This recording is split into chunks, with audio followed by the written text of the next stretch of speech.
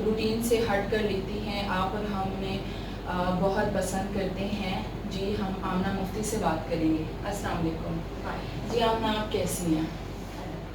खैरियत से हैं? जी। पहले आप हमें ये बताइए कि मुमताज़ मुफ्ती का जो नावल था उसको आपने ड्रामाई तशकील दे दी थी, तो क्या बना उसका? अमीन, वो दौर था जब बिल्कुल अभी प्राइवेट ड्रामा इंडस्ट्री स्टार्ट हुई थी, तो उस वक्त पे हम लोग भी बड़े इंथुजियस्ट थे और हमारे प्रोड्यूसर वगैरह भी। तो हमने ये काम शुरू किया, लेकिन जब हम मिड पे पहुँचे तो हमें अंदाज़ा हुआ कि बड़ा मुश्किल काम है। सही। और दूसरी बात ये थी कि हम उसको जल्दी में कुछ ऐसा नहीं करना चाह रहे थे कि नावल जिस तरह से लिखा गया था, जिस तरह डेप्थ में से, आपको पता है कि नावल में और स्क्रीन में काफ़ी हमारे लिए मसाइल आ जाते हैं। तो अक्सर ये होता है कि जो बड़े नावल हैं, क्लासिक्स हैं, उनको जब बना लेते हैं लोग तो सुनने को ये मिलता है, बल्कि फीडबैक ये होता है कि चीज़ तबाह हो गई। तो मेरी और मेरे प्रोड्यूसर्स की और टीम की ख्वाहिश ये है कि इसको जब हम बनाएं तो वो ऐसा ना हो। तो इस सिलसिले में कुछ चीज़ें थी जो हमारे अभी हाथ में नहीं थी, कुछ हम अभी ऑडियंस को भी हम समझते हैं कि थोड़ी सी और ट्रेनिंग चाहिए। तो उनका टेस्ट डेवलप हो रहा है, मज़ीद डेवलप हो जाएगा। और कुछ थोड़े से मसाइल हमारे एंड पे भी थे, तो उसको हमने मिड वे फ्रीज कर दिया। तो इंशाल्लाह बनेगा, जल्द ही बनेगा और आप लोग उसको देखिए। बिल्कुल ठीक है। अच्छा, आप ये बताइएगा, आप जिस तरह से संजीदा मौज़ूआत लिखती हैं और बाज़ दफ़े ऐसा होता है कि आपके मौज़ूआत मतलब जो मौज़ू है कहानी का वो बहुत ज़बरदस्त है और उसे डायरेक्ट भी बहुत अच्छा किया गया है, तो उसको उस तरह से रेटिंग नहीं मिलती जिस तरह से उसके मुकाबले में दूसरे जो कमर्शियल कहानियाँ होती हैं या वही जो हमारे रूटीन की लव स्टोरीज चल रही हैं उनको ज़्यादा रेटिंग मिल रही होती है। तो ऐसे में कुछ मायूसी नहीं होती कि हम इतनी मेहनत भी करते हैं और हम एक संजीदा मौजू पे भी लिख रहे हैं, कुछ सबक आमोज भी लिख रहे हैं, तो हमें उस तरह से रिस्पॉन्स नहीं मिल रहा? इसमें अमीन, इसमें मामला आ जाता है आपकी जिन लोगों ने आपकी लिखने लिखाने की तरबियत की हो। लकीली मुझे हमेशा अच्छे लोगों की सोबत मिली, तो मैंने हमेशा ये सुना कि नाज़िर या कारी नहीं होता तो खास मौसूस किसी एक दौर का। तो आप जब लिखते हैं तो आप कहानी के लिए लिखते हैं, आप किसी के लिए नहीं लिखते। तो जब ये चीज़ होती है तो आप अपनी कहानी मुकम्मल करके उससे अपने आप को डिटैच कर देते हैं, कहानी के पीछे नहीं जाते। ठीक है। अब वो जिन तक पहुंचनी है ना, वो अब कहानी उनकी है। उसमें जान होगी तो वो जाएगी, उसमें जान होगी वो रहेगी। वरना कुछ अरसे के बाद आप देखिए कितने बड़े बड़े नाम थे जो गायब हो गए अपने वक्त के। बड़े मशहूर चीज़ें भी थी, लेकिन अगले दौर में उनको नहीं पढ़ा, वो उस वक्त के लिए थे। तो पॉपुलैरिटी किसी चीज़ को जज करने का पैमाना नहीं है, और मुझे कम से कम कभी फीलिंग ऐसी नहीं आई, बल्कि सारी ही लिखने वाली जो है वो उनका आपस में एक अच्छा ताल्लुक है। तो मुझे बड़ी खुशी होती है मेरे सामने किसी पॉपुलर लिखने वाले की जब अच्छी रेटिंग आती है, तो मुझे बड़ी खुशी होती है कि उसने जो अपना टारगेट रखा हुआ था वो अचीव हो गया, कि उसने पॉपुलर लिखा और उसके टारगेट ऑडियंस उसने अचीव कर लिया।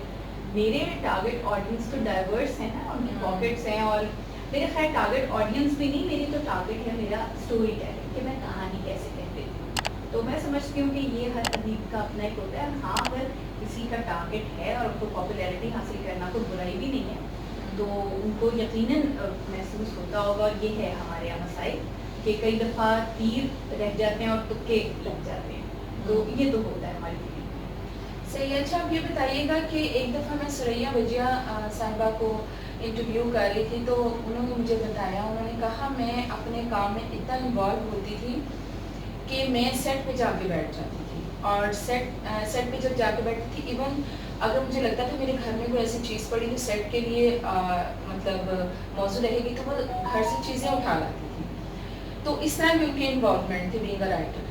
तो आपकी कितनी इन्वॉल्वमेंट होती है?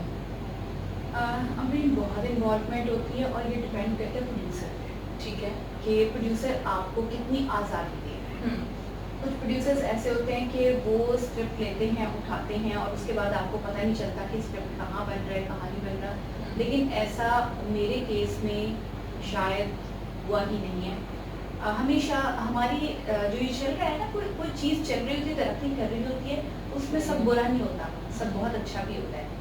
तो एक बड़ी इन लोगों की अच्छाई है कि कास्टिंग में भी पूछेंगे अच्छा। ये लोकेशन भी लाजमी डिस्कस कर लेते हैं, और बहुत कुछ पूछ लेते हैं। ये मेरी अपनी नालायकी है और मेरी अपनी सुस्ती है कि मैंने एक बात कह रखी है कि भाई जब मैं लिख रही थी तो आप मेरी डोमेन में नहीं आए, आपने मुझे गाइड नहीं किया या मुझे परेशान नहीं किया, तो मैं अब आपकी प्रोडक्शन और डायरेक्शन की डोमेन में नहीं आऊँगी।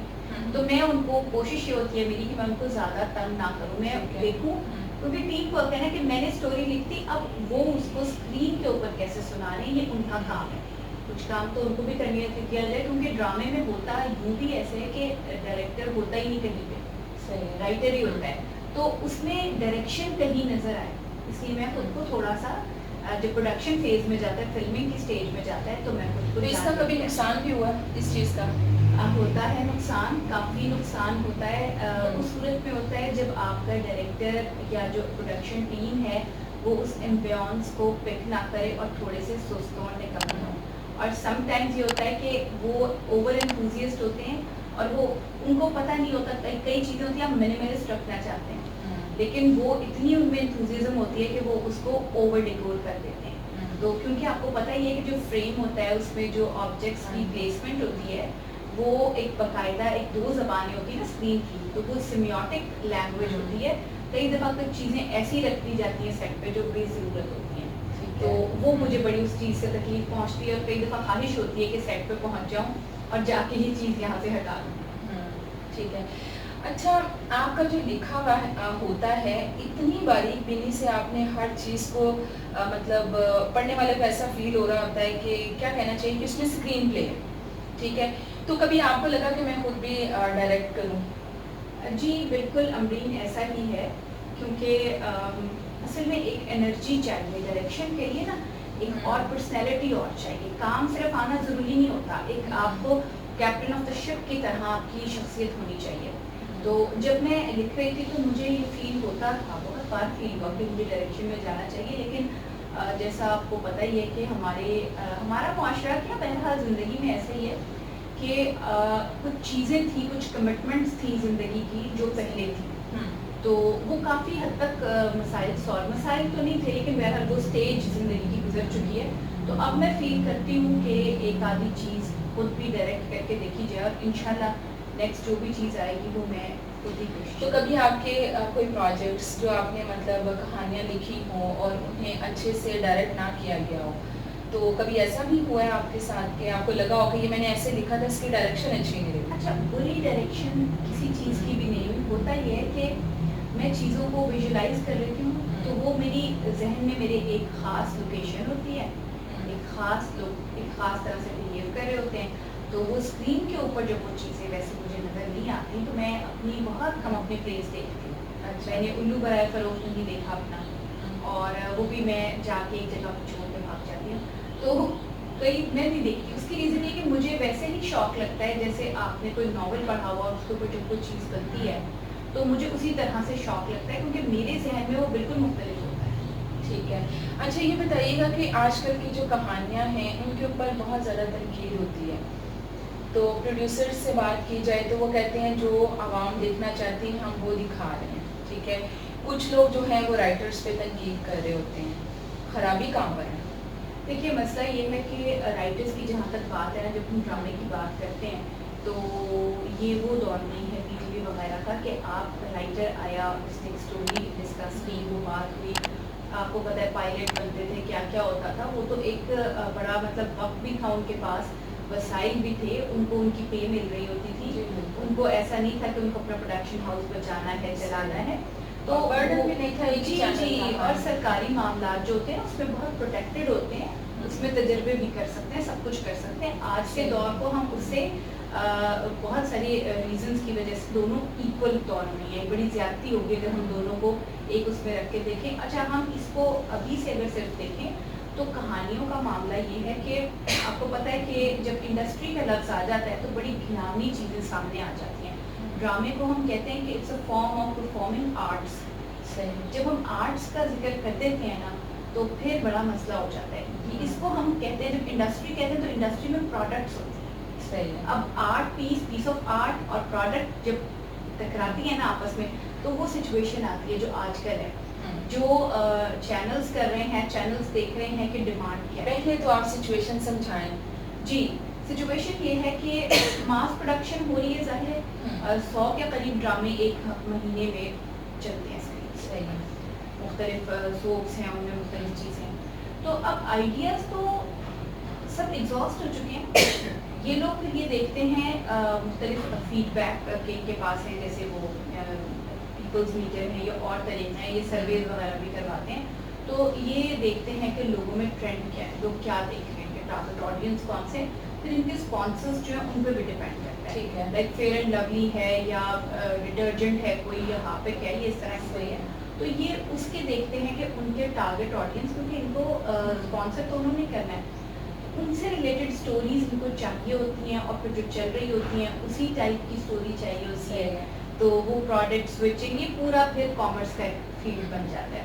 जब ऐसा हो जाता है तो उसमें वो जो एक फन की नज़ाकतें वो बहुत कॉम्प्रोमाइज़ होती है। जी, उसमें राइटर्स का इसलिए कसूर नहीं कि देखिए ज़िंदगी उन्होंने चलानी है अपनी, उनको भी एक अपने नान नुक्ते का बंदोबस्त करने का उनको भी हक हासिल है।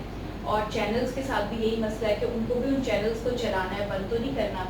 और आवाम का भी मसला ये है कि एजुकेशन का रेट वैसे ही पाकिस्तान में कम है, और जो मुश्किल चीज़ें होती हैं या डिफरेंट चीज़ें होती हैं उनको डिसाइफर करने की जो सलाहियत है वो तो पढ़े लिखे लोगों में भी कम है। अच्छा, नज़ला जो है वो बाज़ दफ़ा ज़्यादा राइटर पे गिर रहा जी, होता है, ऐसे। ठीक है ना?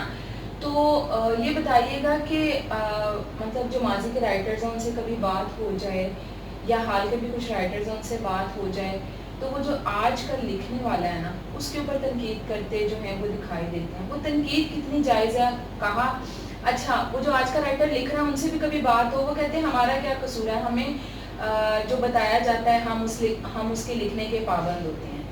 तो क्या कहना चाहेंगे इस सारी सूरत हाल? देखिए अमरीन, कलम की रिवायत बहुत मजबूत है और अब तो फिल्म की रिवायत भी 100 साल से ऊपर हो चुकी है। लेकिन मसला ये है कि जो प्रिंट से रिलेटेड लोग हैं, सिर्फ प्रिंट से रिलेटेड लोग हैं, उनके दरमियान में भी आपको वही एक बड़ी डिवाइड नज़र आएगी, एक पॉपुलर और एक जिसको हम असली से बड़ा अदब कहते हैं। अब हमारे यहाँ ड्रामे के साथ सिलसिला ये था कि ड्रामा एक मतलब पॉपुलर इस लिहाज से था कि सब जहाँ पे टीवी था सब देखते ड्रामा ही थी, लेकिन ड्रामा लिखा जा रहा था जो हमारे यहाँ एक लिटरेरी वे है उसमें, और उस तरह से हमारी इब्तदा वैसे हुई थी। आप जब पूरी दुनिया में देखती हैं ड्रामे को तो आपको नज़र आता है कि वहाँ सोप्स हैं, वहाँ सीजन्स हैं, वहाँ उस तरह का ड्रामा नहीं जो हमारा ड्रामा जिसके हम ट्रेंड हैं, जो हमारा ज़ौक़ पैदा हो चुका था।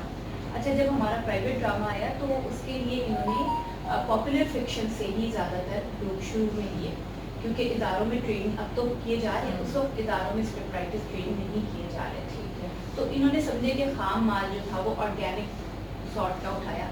अब वो थी बेचारी डाइजेस्ट राइटर्स, बेचारी मैंने इसलिए कहा है ख़ास वजह से कि बहुत सारे मसाइल हैं हमारे यहाँ।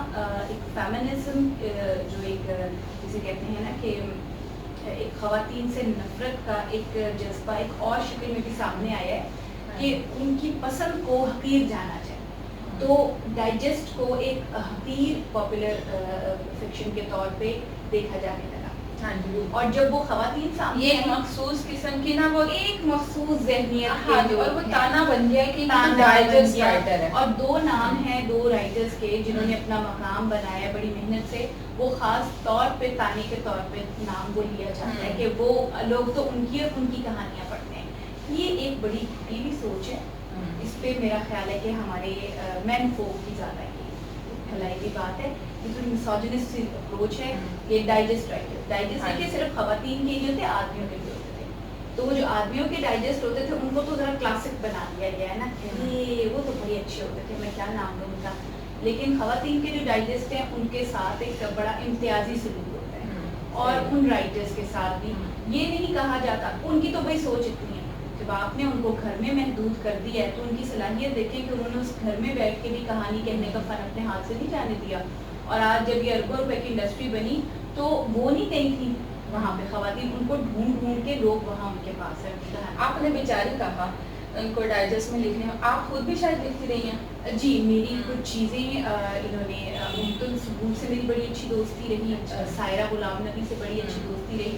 तो सायरा और मैं अक्सर हम इस बात पे यही जो मैंने भी बातें की बड़ा खुलते थे।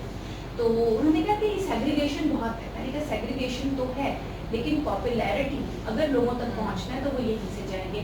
तो फिर मेरी कुछ चीज़ें जो माह-ए-नौ में पब्लिश हुई थी वो 2-3 चीज़ें मतलब साइमल्टेनियसली 1 महीना, फिर दूसरा, तीसरा महीना उनके खुद ने एक तजुर्बे के तौर पे लगाया। अच्छा। और हमें बड़ा अच्छा फीडबैक सामने आया, क्योंकि माहिर नाम तो आपको पता है कि इतना हाँ लोग जी। नहीं पढ़ते, उसकी सर्टिफिकेशन नहीं है, तो बड़ा अच्छा फीडबैक सामने आया। अच्छा, मैं उन दिनों अदब लतीफ़ के लिए उर्दू बराए फ़रोख्त नहीं लिख रही थी। अच्छा। जब मैंने लिख लिया तो उन्होंने कहा कि भेजिए इस महीने भी कुछ। मैंने कहा मैं क्या कहेंगे, रीप्रिंट नहीं, कोई नई चीज़ हमारे लिए लिखी। मैंने कहा मैं आपके लिए क्या लिखूँ, ये मैंने लिखा है तो ये हो जाए। कहेंगी मैं एडिटर हूँ ना, मैं अपनी ज़िम्मेदारी पे प्रिंट कर रही। उन्होंने प्रिंट किया और हैरत अंगेज़ उसका फीडबैक था। तो उसके बाद एक और भी मैंने लिखा जो अदब लतीफ़ में भी गया और यहाँ पे भी दोनों जगह इकट्ठा छपा। उसके बाद डाइजेस्ट के लिए मैं उस तरह नहीं लिख पाई, लेकिन ये है कि बहरहाल मुझे लेकिन आपको बहुत कोई अच्छा ऐसा feedback- शर्मिंदगी नहीं है, क्योंकि आज तो ताने के तौर पर इस्तेमाल हो रहा है, डाइजेस्ट राइटर है, नहीं। तो आप फख्र महसूस करती हैं कि मैं डाइजेस्ट से देखिए, लिखती लिखती इधर आई उसमें हूँ? फ़ख्र भी नहीं कहा जा सकता, क्योंकि ये जो जज्बे हैं ना, इनको वो नहीं किया जा सकता। डाइजेस्ट के लिए ये नहीं कह सकते कि मैंने मतलब सिर्फ उन्हीं के लिए लिखा, मैंने तो फिर हर एक के लिए लिखा। नहीं, लेकिन एक होता है ना कि आप पे भी तो ठप्पा लग सकता है ना कि भाई ये डाइजेस्ट से देखिए, लिखती लिखती आई है, ये क्योंकि अभी तो ठप्पा लगाने वाले जो है ना, हम्म, उनका तो ये होता है कि वो किसी पे भी कोई भी ठप्पा लगाते हैं। हाँ, मैं इस चीज़ को छुपाती कभी नहीं हूँ, हम्म, और मैं ज़रूर बताती हूँ, और मैं एनकरेज करती हूँ उन ख़वातीन को भी, और मैं सही। इस इदारे की जो ये वर्ल्ड पब्लिकेशंस के भी शायद मेरा ख्याल है डाइजेस्ट हैं, और ये जो ख़वातीन वाला इदारा है इब्न इंशा के जो भाई शायद महमूद रियाज से, उनका, इन इदारों ने पढ़ने लिखने के जज्बे को हमारे यहाँ कम पैसे में ज़िंदा रखा। 30 सही, रुपए का वो एक बिल्कुल होता सही, था, और उसमें देखिए उर्दू तो पढ़ते हैं ना लोग, सर्कुलेट तो होता है वो दूर तक। तो मैं तो इनकी बड़ी रिस्पेक्ट करती हूँ कि इन्होंने हमारे यहाँ कहानी कहने के जज्बे को ज़िंदा रखा। अगर ये ना होता तो मुझे बताइए कि जब ये ड्रामा इंडस्ट्री आई थी तो इनकी कहानियाँ लिखता कौन? अच्छा, कहा जाता है कि मतलब राइटर को इंस्ट्रक्ट किया जाता है, उसके हाथ बंधे हुए होते हैं, तो आमना मुफ्ती मतलब वो इंस्ट्रक्शंस लेती हैं, उनको इंस्ट्रक्ट किया जाता है कि भाई इस तरह लिखना, इस तरह लिखना। बहुत सारे राइटर्स जब उनसे बात होती है तो वो कहते हैं कि जो हम क्या करें, हमारे हाथ बंधे हुए, हमें कहा जाता है ये चीज़ लिख दो, तो हम लिख देते हैं। देखिए, उसमें 2-3 चीज़ें होती हैं। ये बिल्कुल वजह है कि एक कंटेंट टीम है जो गाइड करती है। तो अब उसमें मसाइल ये आ जाते हैं कि मैंने जिन लोगों के साथ लिखा, लकी बाबर जावेद के साथ मैंने लिखना शुरू किया था, तो वहाँ कंटेंट का कोई चक्कर नहीं था, उनका नया प्रोडक्शन हाउस था, अच्छा। वो खुद ही पढ़ते थे, और कुछ यूँ कह लें कि इंसान शनास थे शायद। तो मुझसे जब उनकी बात हुई तो उन्होंने कहा बस आपने जो कुछ आज तक लिखा हुआ समझे सारा का सारा मैंने एज प्रोड्यूसर ले लिया, बस अब आप खामोशी से बैठें और आप मेरे लिए लिखती जाएं, एक प्ले के बाद दूसरा प्ले, और ऐसे ही हुआ। तो वो ना कभी उसको दोबारा मुझे कभी उन्होंने कहा कि जिसको देखिए यहाँ से कोई एक आधी चीज़ कभी चैनल की वजह से, और वो चैनल की वजह से क्राफ्ट के मसाइल नहीं थे और मसाइल होते थे। मुझे भी अंदाज़ा नहीं था कि प्रिंट में क्या जाना है और स्क्रीन पे क्या जाना है। तो कुछ ऐसे टॉपिक्स के ऊपर, फॉल्ट लाइंस के ऊपर मैंने पैर रखे थे, जो हमने चीज़ें फिर बाद में देख ली। लेकिन एज सच जिस तरह से कहानी को मुझे अंदाज़ा है कि जो राइटर्स के साथ होता है, जो मेरे साथ भी मुझे भी मशवरे दिए गए कि आप यूँ कर लें, आप यूँ कर लें, तो उसमें ये होता है कि मैं फिर वहाँ से वो अपना स्टेप उठा लेती हूँ। अच्छा। तो ये है अल्लाह का करम है, और हमारी इंडस्ट्री में बहुत अच्छे लोग मौजूद हैं, और जो उसमें मशवरा देते हैं उनका भी कसूर कुछ नहीं होता। उनकी भी ख्वाहिश ये होती है कि अगर खुदा ना खास्ता ये तजर्बाती चीज़ है, इसमें कोई मसला है, तो उनकी तरफ से ये बात ज़रूर होगी जी हमने तो ये बात कर दी थी। देखिए, उनको भी वो जहाँ बैठे हैं उनको अपनी जॉब की एक उनकी रिक्वायरमेंट, एक जिम्मेदारी है जो उनको पूरी करनी है, तो कसूर पर कोई भी अच्छा, राइटर जो है वो क्यों कॉम्प्रोमाइज कर जाता है, मतलब कि जी। सिर्फ उसको अपना जो नाम है वो स्क्रीन पर देखना है या उसे पैसे कमाने, ये सवाल क्या चीज़ है? बिल्कुल, ये अमरीन यहाँ पे आ जाते हैं 2 बड़े-बड़े मसाइल कि देखिए राइटर इंसान है, और हमारे सामने पिछले अदीबों की मिसालें मौजूद हैं कि हमारे साथ होता क्या है, सोसाइटी हमें कहाँ ले जाके छोड़ती है। तो ये है कि ज़ाहिर है इस चीज़ की वजह से भी कॉम्प्रोमाइज़ किया जाता है, और ख़वातीन से ज़्यादा जो हमारे मर्द अदीब हैं उनके लिए ये मसाइल हैं, क्योंकि उनको बहरहाल घर के बिल भी देने हैं, बच्चों की फीसें भी देनी है, अपना किचन भी चलाना है, तो वो समटाइम्स, और हैरत की बात ये है कि कॉम्प्रोमाइज़ करके भी उनकी बड़ी कोशिश होती है कि वो क्राफ्ट को हाथ से ना जाने दें। तो आप देखें, आपको कहानियों में झोल नज़र नहीं आएंगे, सही है। कोशिश उनकी होती है। मैं तो इनको बड़ा पसंद करती हूँ, उनकी बड़ी तारीफ़ करती हूँ। आज के हमारे जो तमाम मेरे कलीग्स हैं, अभी बहुत काबिल एहतराम हैं कि इतना सख्त नेट है और उसमें से बैठ के भी वो अपनी खूबसूरत जो उनकी जो हर आदमी का अपना एक होता है अंदाज़, उन्होंने अपने अंदाज़ को बरकरार रखा हुआ है, तो बड़े काबिल तहसीन है सब। अच्छा ये बताइएगा कि ज़्यादातर आजकल ख़वातीन ही लिख रही हैं, तो ख़वातीन को आगे ले जाने की बजाय वो पीछे लेके आ रही हैं, कुर्बानी दें, ये करें, वो करें, ये क्या है? अच्छा, इसमें ना मैं कई दफ़ा बड़ी मुझे हैरत होती है कि लोग ये कहते हैं कि पिटती हुई औरत स्क्रीन पे क्यों दिखाई। अरे भाई, वो उनकी ख्वाहिश नहीं है, लिखने वाले ये नहीं दिखाना चाहते कि ऐसे है, वो दिखा रही हैं जो कि है, वो दिखा रही हैं कि औरत पिटती है, लेकिन औरत 90% है। ये चीज़ दिखाया जाना वो देखिए वो मास प्रोडक्शन है। अब उसमें से अगर वो कहती है कि और देखिए, आप मुझे खुद बताएं अपने तजर्बे में, अगर हम सब ही जो एतराज़ करने वाले लोग हैं, हम सब अगर देखें तो मैंने तो कोई खातून ऐसी नहीं देखी अपने सिवा कि जिन्होंने कुर्बानियाँ ना दी हों, तो कुर्बानी दी जाती है, सब होता है। तो वो जो एक सेट असूल है ना, वो उनको बयान करती हैं। वो ऐसी कोई चीज़ अगर बयान करेंगी कि इस तरह की थी, तो वो फिर आप देखिए हमारे उस पूरे सेट के साथ वो एक इतनी फिक्शनल चीज़ हो जाएगी कि वो साइंस फिक्शन की तरह लोग उस एलियन कैरेक्टर को समझ ही नहीं सकेंगे। हाँ, ये है कि अगर आप पिछले 15 साल 12 साल के ड्रामे को देखें तो आपको एवोल्यूशन नजर आएगा। बहुत सारी चीज़ें तब्दील हो चुकी हैं, बहुत बोल्ड लिखा जा रहा है और अभी सीखने का प्रोसेस जारी है। और ये जो आइडिया है ना कि औरत, ये मैं पहुँच गई हूँ, आप क्या बात कहना चाह रही हैं कि औरत कुर्बानी ही देती रहे तो इन द एंड ज़िंदगी में वो कामयाब हो जाएगी, तो ये चीज़ आप जैसे लोग हैं और क्रिटिक्स हैं, अब वो इस पे पिन पॉइंट कर रहे हैं कि पिछली जनरेशन लिखती है, अगली जनरेशन लिखेगी तो वो इस कहानी को बदल के लिखेगी, वो समझ जाएगी। तो बात चलती रही, उन्होंने अपनी बात कह दी ना, लोगों के सामने आ गई, अब फीडबैक आएगा तो वो चेंज भी हो जाएगा। तो ये तो एक प्रोसेस है जो चलता चला जा रहा है, कहीं रुकता नहीं। सही है। अच्छा ये बताइएगा कि बहुत सारे राइटर्स या बहुत सारे लोग हैं, किताब पढ़ने वाले जो लोग हैं या लिखने लिखाने वाले लोग हैं, वो राइटर्स को जब तनकीद कर रहे होते हैं आज के राइटर्स को, तो बीच में वो आप जैसे राइटर्स को भी लपेट जाते हैं कि भाई आज के जो राइटर हैं उनको तो हम राइटर ही नहीं मानते हैं। तो क्या आपको थोड़ी सी चीज़ पिंच करती है कि हमें भी उसी सफ़ में खड़ा कर दिया गया? देखिए, मसला ये है अमीन कि इस टॉपिक के ऊपर तो मैं कई घंटे बोल सकती हूँ। हमारे यहाँ कोई बुरा नहीं है, हमारे यहाँ तनकीद होती ही नहीं है, हमारे यहाँ नक़ाद मौजूद ही नहीं है। तनकीद का जो एक हुनर है कि सबसे पहले आपने वो किताब, वो चीज़ पढ़ी हो और उसका एनालिसिस आपने हर सतह पे किया हो, लिंग्विस्टिक्स की सतह पे भी, नज़रियाती सतह पे भी, बहुत दूर तक, तब जाके आप बोल सकते हैं। मसला क्या है, हमारे यहाँ काता और वेदौर, मतलब अभी आपने पढ़ा ही नहीं, आपने वो ड्रामे देखे ही नहीं, आपको कुछ पता ही नहीं। नक़ाद बनने के लिए, रिसर्चर बनने के लिए आपको बेतहाशा मेहनत करनी पड़ती है, अपना बायस भी परे रखना पड़ता है। हमारे यहाँ बहुत से मसाइल ऐसे भी होते हैं कि आपने किसी राइटर को अप्रोच करने की कोशिश की और वो writer due to some reason आपसे बात नहीं कर पा रहा या सोशल मीडिया पे आपको अवेलेबल नहीं है, तो आपका क्या गया, आपने वहाँ बैठ के लिख दिया ये थर्ड क्लास राइटर। तो मैं इन जितनी भी जो तनकीद होती है, मैं तो उसको यूँ करके देखती हूँ और मुझे उसमें से 90% वो लोग नज़र आते हैं, बल्कि कुछ लोग ऐसे जिनकी रोज़ी रोटी ही इससे वाबस्ता है।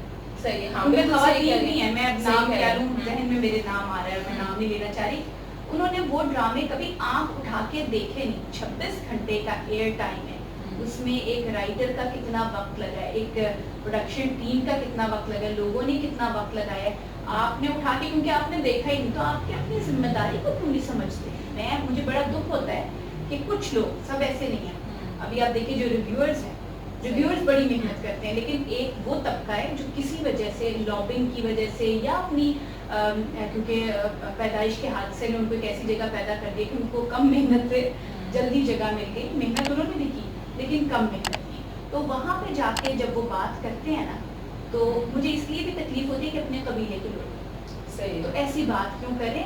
तनकीद ज़रूर कीजिए, बात को समझिए, जितनी मेहनत उसने लिखने में की है उतनी मेहनत उसको समझने में करें, कहीं हमारी समझ का फतूर तो नहीं, ये भी सोचें। अच्छा वैसे लोगों की भी समझ नहीं आती है, कहते हैं कि रूटीन से हट के अलग-अलग स्टोरीज़ होनी चाहिए। जब कोई अलग स्टोरी आती है फिर उसको एक्सेप्ट करने में भी बहुत टाइम लगाते हैं। वो ड्रामा ख़त्म हो जाता है, उसके बाद कहीं जाके उनको लगता है नहीं ये ड्रामा तो अच्छा था, यूट्यूब पे या फिर वो इधर-उधर जाके वो ड्रामे देख रहे होते हैं। क्या कहेंगे आप? देखिए इसमें मीडियम पे डिपेंड करता है। टेलीविज़न एक ऐसा मीडियम है, जब अनलकीली या लकीली जब टेलीविज़न आया तो ये एक महँगा आइटम था और पाकिस्तान में और हमारे एरिया में आपको पता है कि अभी मिडिल क्लास नहीं बनी। तो जब मिडिल क्लास जब तक नहीं बनी थी तो इस तरह की जो लग्जरीज थी ये उनकी पहुंच से दूर थी। अच्छा। तो टेलीविज़न पहले जब आया तो वो चंद उमरा के घरों में होता था। तो वहाँ पे हम भी कई दफ़ा, आपको भी याद होगा अपना बचपन, कि लोगों के घर में जहाँ टीवी होता था वहाँ हाँ। देखने भी आते थे बाकायदा चीज़ें। तो अब क्या है कि अब जब वो टेलीविज़न स्क्रीन जब वो फैल गई, जब दूर तक चली गई, तो अब उसके ऑडियंस भी चेंज हो गए, सब लोग चेंज हो गए। तो उससे ये हुआ कि एक सारी डेमोग्राफिक चेंज हमारे टेलीविज़न ऑडियंस में भी है, सब चीज़ों में। अब ये है कि जी तो चाहता है कि वैसा ड्रामा देखा जाए जैसा देखा जाता था, लेकिन टेलीविज़न स्क्रीन लगी हुई है अब और दादी भी बैठी, क्योंकि वो लाउंज में आ गया। पहले ड्राइंग रूम्स में आपको याद है कि क्रोएशिया डला हुआ होता था, फिर वो लाउंज में आ गया, एक सेंट्रल प्लेस में, हॉल में सब बैठ के वहाँ देखें। सब में बैठ के गहरी बात समझ नहीं आ रही है, डिकोड करने में थोड़ा टाइम लगता है, आपको अटैच होना पड़ता है। फिल्म आप बैठे अंधेरे में, सन्नाटे में और लार्जर देन लाइफ स्क्रीन है, यहाँ पे आप दौड़ते भागते देखते हैं, बात समझ नहीं आती। तो क्रेविंग उसी टेलीविज़न की होती है, वो जो क्रोएशिया से ढका रखा होता था, सब चुप करके देख रहे होते थे, क्रेविंग उस टेलीविज़न की होती है। लेकिन अब टेलीविज़न कहाँ रखा है, शोर में रखा है। तो यूट्यूब पे फिर वही एक वक्त आ जाता है कि आप देख रहे हैं, बुक की तरह उसको पढ़ रहे हैं। तो ये एक हमें इसकी डेमोग्राफिक समझ के, तो अवाम का जो मसला है वो भी यही है कि वो समझते हैं, लेकिन उसको फिर एक बुक की तरह खामोशी से बैठ के देखेंगे, समझेंगे। तो मैं समझती हूँ कि कुछ अरसे में हम शायद स्विच कर जाएंगे, बहुत सारा जो राइटिंग का स्टफ़ है वो शायद OTT प्लेटफॉर्म्स की तरफ चला जाएगा, जो आपके मुख्तलिफ वेबसाइट्स वगैरह है, वेब पोर्टल्स हैं, उस तरफ चला जाएगा और केबल टीवी के ऊपर सोप्स और इस तरह की राइटिंग्स रह जाएंगी जो हम चलते फिरते भी देख लें तो कोई खास नहीं। अच्छा ये बताइएगा कि आज का राइटर कल का राइटर, आज का ड्रामा कल का ड्रामा, ये बहस होनी चाहिए वैसे? देखिए उसमें बिल्कुल होनी चाहिए, हर तरह की बहस होनी चाहिए, लेकिन समझदारी से होनी चाहिए।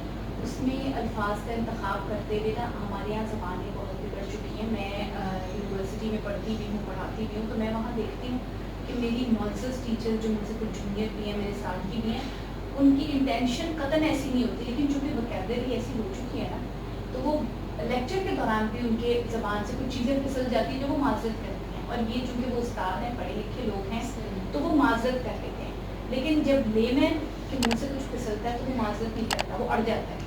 तो हमारे यहाँ बहस से जो हम घबराते हैं और हम ये कहते हैं कि कोई भी बहस ना हो, तो उसकी रीज़न बेसिकली ये एक बदतमीज़ रवैया। अदरवाइज़ कल का ड्रामा एक बहुत अहम टॉपिक है और आज का ड्रामा, देखिए कल के ड्रामे से बहुत सारे लोग ये कहते हैं कि जो इंडिया में जिसको आर्ट मूवी कहा गया, जो अब उनका लो बजट सिनेमा है, कि ये निकला ही पाकिस्तानी ड्रामे से।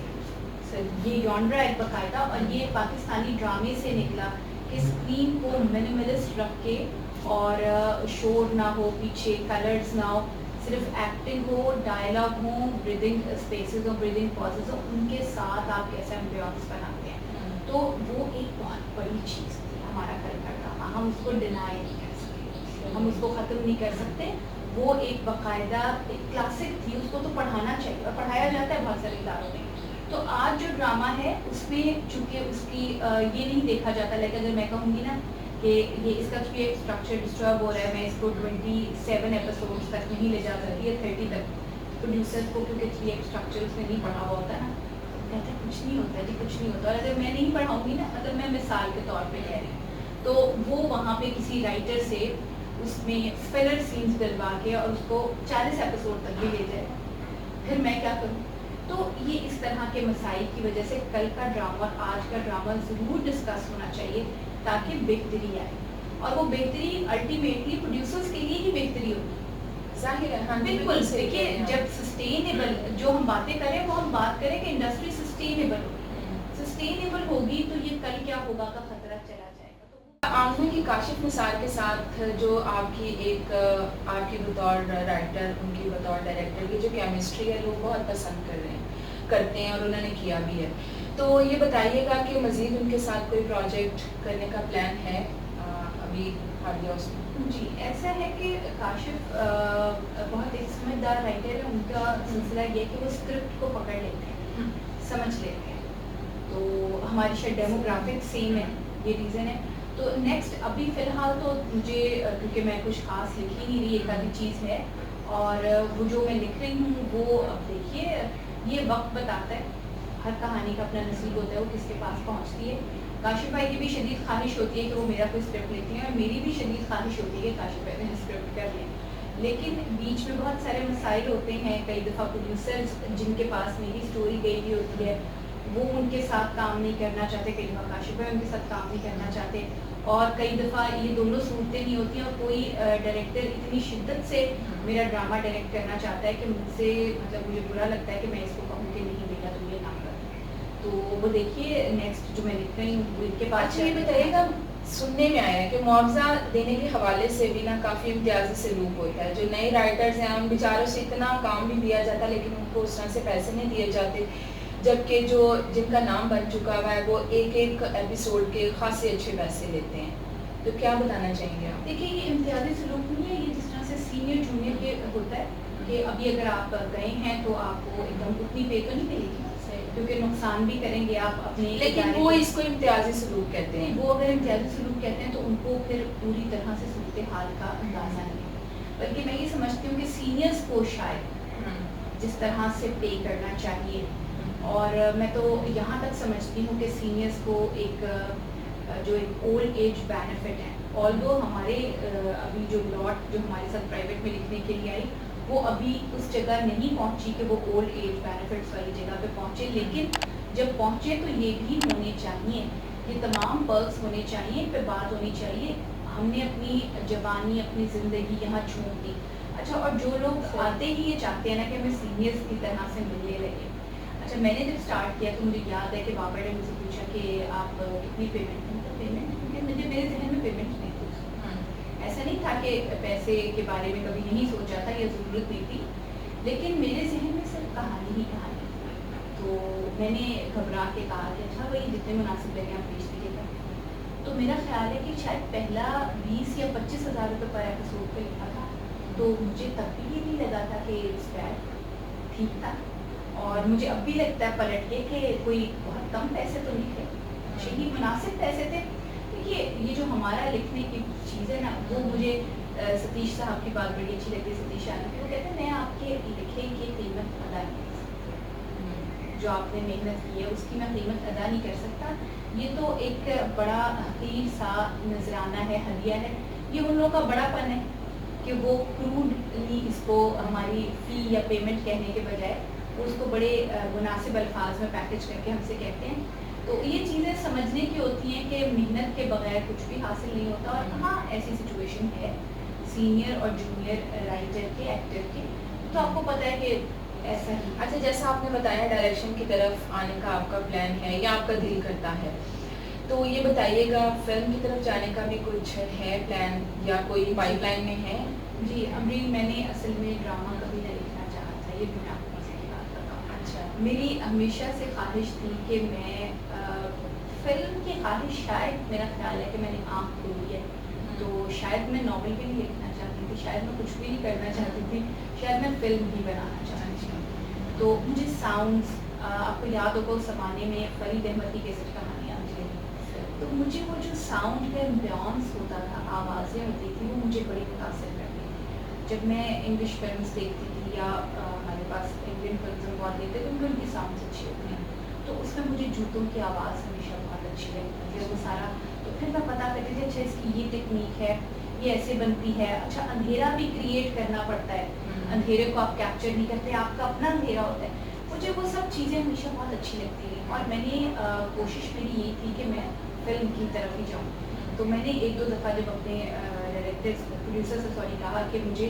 फिल्म लिखनी है, फिल्म जब चल रही थी थोड़ी बहुत तो बनती थी, तो वो मुझे कहते अरे अरे इससे सीख लें ना, स्क्रीन प्ले सीख लें। तो मैंने आप ये सोचें कि मैंने 26 एपिसोड के ड्रामों का स्क्रीन प्ले लिखा है जो कि लोग नहीं लिखते, सीखने के चक्कर में और बस वो मैं सीखती ही रह गई और फिल्म नहीं अभी तक लिखी। इंडस्ट्री ही बंद, एक तरह से 1 साल तो ऐसा गुजरा कि एक भी चीज़ ना बनी। तो उस सूरत हाल में फाइनेंसर रिस्क नहीं लेता। हाँ जी, बिल्कुल। फिर ये है कि आपको फिर बड़े, ये रास्ते पहले ही लंबे हैं तो और लंबे हो गए हमारे रास्ते, लेकिन ख्वाहिश मेरी यही है और उम्मीद भी यही है कि जो पहली चीज़ बनाऊँ वो मैं फ़िल्म ही बनाऊँ। फाइनेंसर कहाँ से आएगा, क्या होगा, क्योंकि मैं खुद अपना पैसा लगा के कभी भी नहीं बनाना चाहूँगी। ये ऐसा ही है जैसे आप अपनी किताब खुद सेल्फ पब्लिश करा के खुद ही घर में रख के पढ़ लेते हैं, क्योंकि जब किसी का पैसा लगा होता है ना, तो वो जो दबाव देता है ना आपको, उस दबाव के तहत जो काम करने में चैलेंज है ना, आई रियली लाइक इट। अपने पैसे से काम कर लेना, मुझे नहीं लगता कि उसमें वो मज़ेदारी है। जब आप किसी के लिए करते हैं तो वो एक प्लेसमेंट होती है आपकी, कि उसमें आपको अपना मकाम रखना है, आपने उसका भी, उसकी भी, उसका मान भी रखना है, उसकी बात भी रखनी है। वो एक बड़ी मज़े की सिचुएशन है। किताब जो पढ़ना है वो रुझान क्यों कम हुआ और ये पढ़ने पढ़ाने की तरफ अब लोग उस तरह से नहीं आते, इसकी सबसे बड़ी वजह क्या दिखती? लोग तो डिफरेंट वजूहात बताते हैं, आपके नज़दीक क्या है?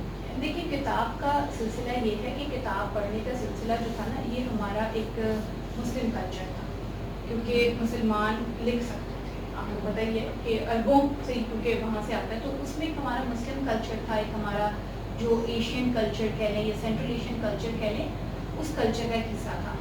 और उसके बाद अंग्रेज़ आया तो मज़ीद इन्हांस हो गया, क्योंकि प्रिंटिंग प्रेस उसके साथ आ गई, तो वो एक इंडस्ट्री भी बन गई, तो उसको बड़ा बढ़ाया गया। लेकिन उसके साथ पैरेलल जब आ गया ना, टीवी इंडस्ट्री आ गई, फिल्म आ गई और अब ओटीटी प्लेटफॉर्म्स आ गए, तो उन सब चीज़ों की वजह से, और दूसरी बात एक और है, तो उर्दू का जो मिजाज है ना, वो है मजलिसी मिजाज।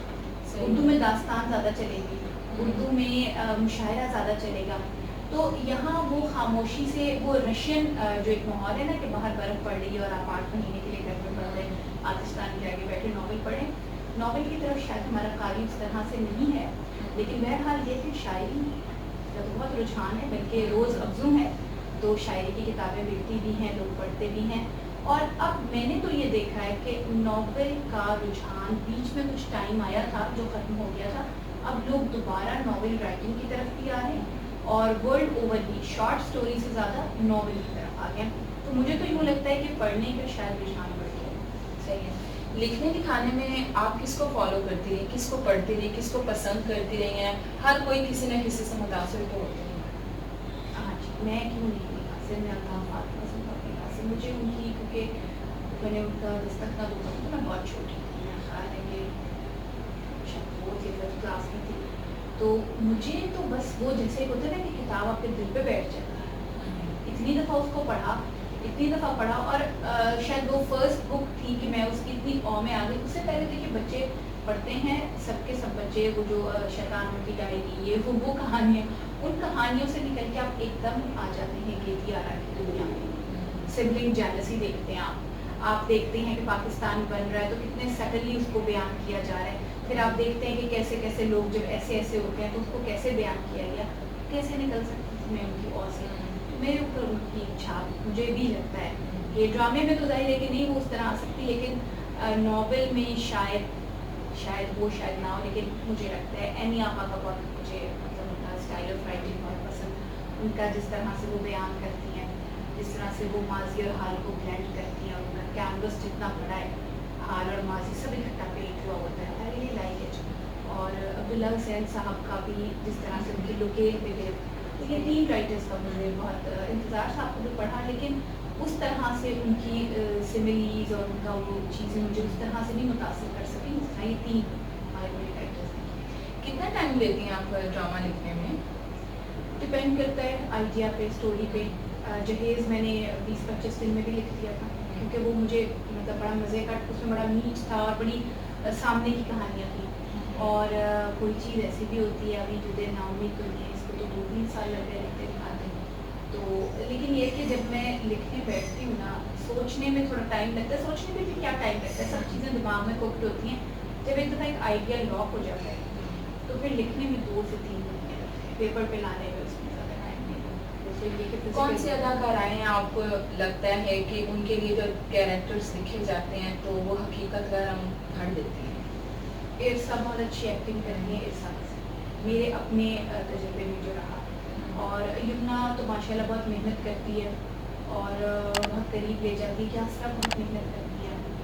देखिए ये वो लोग हैं जिन्होंने अपने चेहरे के ऊपर मेहनत की है। चेहरे के ऊपर ये मेहनत नहीं की कि चेहरे की सर्जरीज करा ली, उन्होंने ये मेहनत ये की है कि उन्होंने अपने तासुरात को मास्टर किया कि हमें यहाँ खामोश रह के जब देखना है, नज़र उठानी है तो कैसे नज़र उठानी है कि लोगों को कन्वे कर सकें। तो इसके अलावा भी यकीनन सभी बहुत अच्छा काम करिए, मेहनत हमारे यहाँ बहुत है। प्रॉब्लम ये आ जाता है कि सिखाने वाले नहीं। अच्छा, आप ना स्क्रीन राइटिंग भी आप पढ़ाती हैं, तो कितना आप जो आपके पास बच्चे आ रहे हैं उनकी जो राइटिंग है उसमें कितनी डेप्थ आप फील करती हैं, वो कैसा लिख रहे हैं?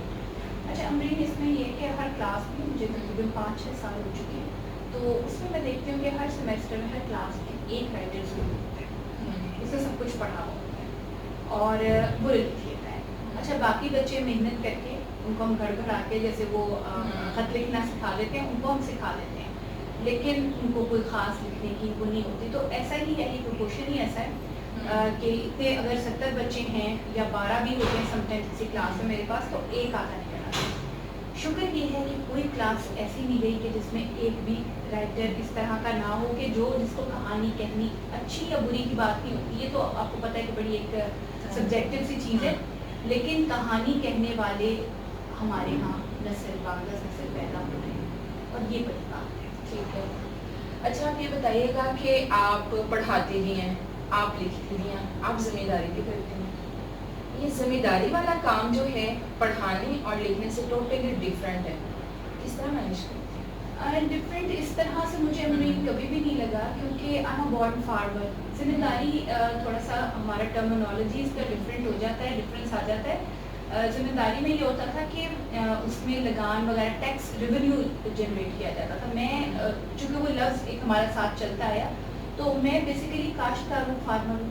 तो उसमें ये है कि अब चूँकि ज़िम्मेदारी वाला मामला तो नहीं ना, टैक्स वगैरह तो गवर्नमेंट ही वसूल करती है और ज़मीन की लिमिट भी बहुत कम हो चुकी है, तो उसमें ज़िम्मेदार वाला मामला तो होता नहीं। अब उसमें ये है कि काश्तकारी, क्योंकि मेरे वालिद भी इसी फील्ड से मुंसलिक थे, तो वो इनहेरिट भी की। तो उसको ये है कि जब वो चीज़ आपने इनहेरिट कर ली ना, हम बीइंग अ वुमन कहते हैं कि भाई के साथ हमें भी और ज़ाहिर मिलना चाहिए, मिला।